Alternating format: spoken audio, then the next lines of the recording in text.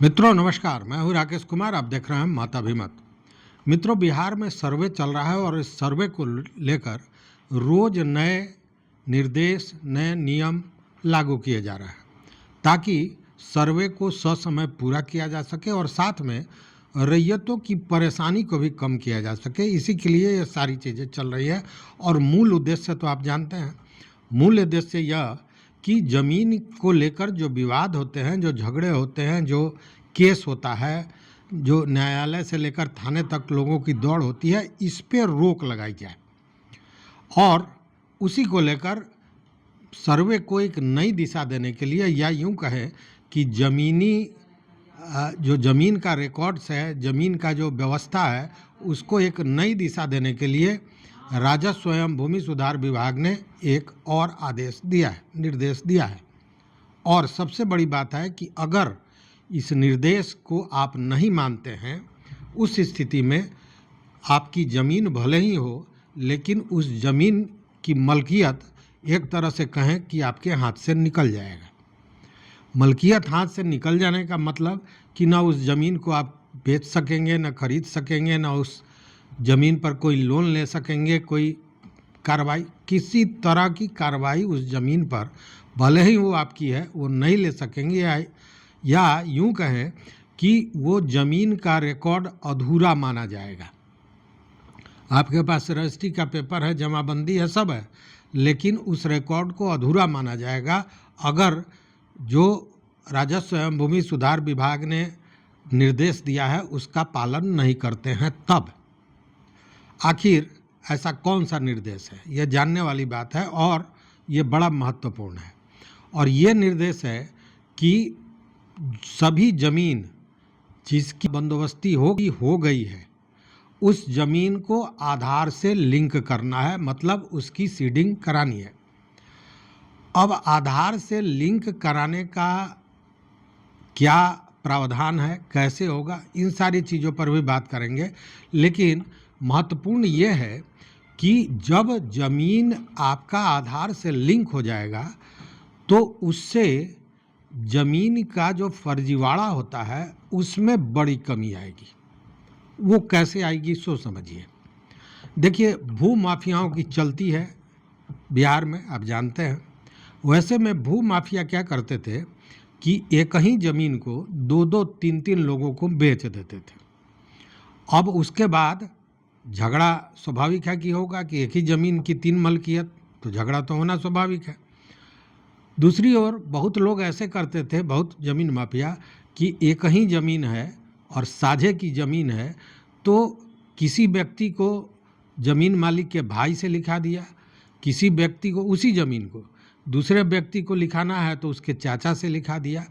मतलब अलग अलग पट्टीदारों से, अलग अलग शेयरदारों से एक ही ज़मीन को कई लोगों को बेच देते थे, पैसा ले लेते थे और वो ज़मीन जो खरीदता था वो दौड़ता रहता था। चूँकि दबंगई में ये सारा काम किया जाता था और भू माफिया से लड़ने की किसी में ताकत होती नहीं थी। अगर ज़्यादा कुछ होए तो फिर यही लीला ही समाप्त होती है। ऐसे एक नहीं, दर्जनों नहीं, सैकड़ों केस आपको बिहार में मिलेंगे। तो यह जो आप सीडिंग करा लेते हैं तो इन सारे चीज़ों से मुक्ति मिल जाएगी, क्योंकि उसके बाद वही आदमी ज़मीन खरीद सकेगा, बेच सकेगा, जिसके आधार से वह ज़मीन लिंक्ड है।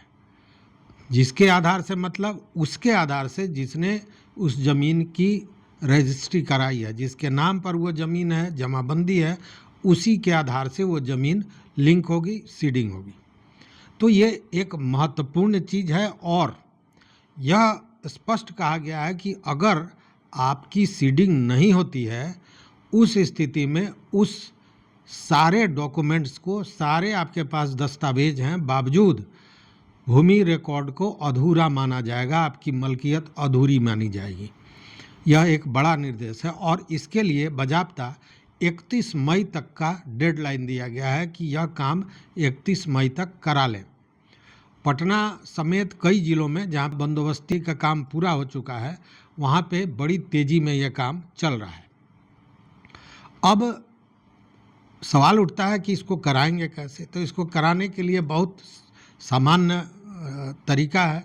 ऑनलाइन बिहार जो सर्वेक्षण का पोर्टल है उस पर आप जाएंगे और उस पर जाके अपना आवेदन कर देंगे सीडिंग के लिए बाज़ाब्ता उसमें ऑप्शन है, उसमें आधार लिंक के लिए उसमें आप अपना आवेदन डालेंगे। आवेदन के साथ कुछ दस्तावेज को डालना होगा, जैसे आपने जो रजिस्ट्री कराई है उसका कागज़ अपलोड करना होगा, साथ में जमाबंदी का कागज़ आपको अपलोड करना होगा।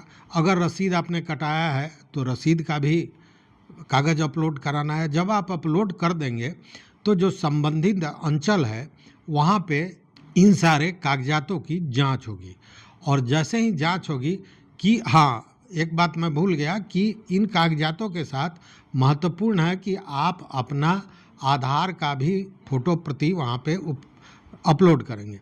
अब उस आधार और बाकी कागज़ों की जांच होगी संबंधित अंचल में और उस अंचल में जांच के बाद उसको आधार के साथ लिंक कर दिया जाएगा और ये प्रक्रिया समाप्त हो जाएगी। मतलब आपका काम केवल इतना ही है कि आप जो आवश्यक दस्तावेज है उसके साथ केवल आवेदन ऑनलाइन कर दें तो ये काम हो जाएगा। और अभी तक ये मान के चलिए कि जो डाटा जो उपलब्ध है उसके अनुसार 17 लाख लोगों ने इसका बाज़ाब्ता आवेदन किया है और इस 17 लाख में 13 लाख लोगों का जो ज़मीन है उसको आधार से लिंक कर दिया गया है, मतलब उसकी सीडिंग हो गई है। और बाकी जो लोग हैं वो वही लोग हैं जिनके दस्तावेज़ों की जांच संबंधित अंचलों में हो रही है। जैसे जांच संपन्न होगा वैसे इनकी भी सीडिंग हो जाएगी और इसके लिए 31 तारीख तक का समय दिया गया है।